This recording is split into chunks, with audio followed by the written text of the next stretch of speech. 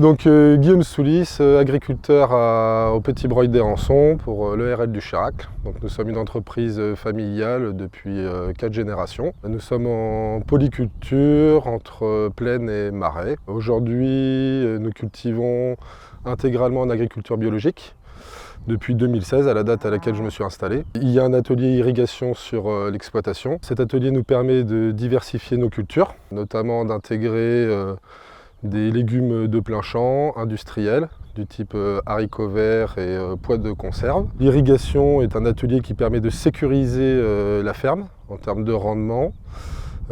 Ici nous sommes sur un terroir de terre de groix superficielle, donc avec une réserve hydrique peu importante, ce qui permet dans des épisodes de sécheresse de pallier à ces déficits hydriques. L'irrigation est un atelier qui existe depuis 1978 sur la ferme.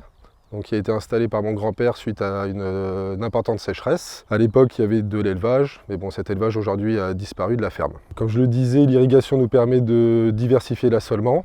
Donc aujourd'hui, pour la première année depuis 1978, il n'y aura pas de maïs irrigué sur la ferme. Et nous l'avons remplacé par des haricots verts, du blé dur, du pois de conserve et du chia. Alors ça demande un peu moins d'eau effectivement, hormis le haricot vert où on est sur des quantités qui sont à peu près similaires, mais la destination est liée à l'alimentation humaine.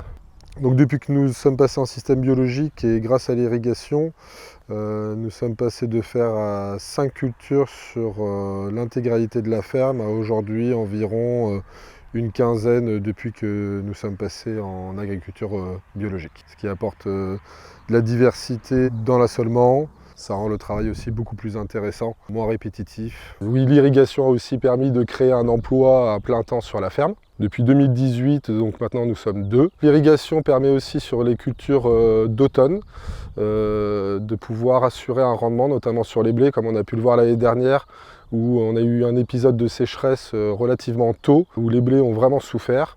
Et on a pu noter un écart de rendement important entre la partie irriguée et la partie sèche. Comme on peut le constater depuis quelques années, on a des pics de pluviométrie très importantes à des moments donnés et des parties où il n'y a plus du tout d'eau.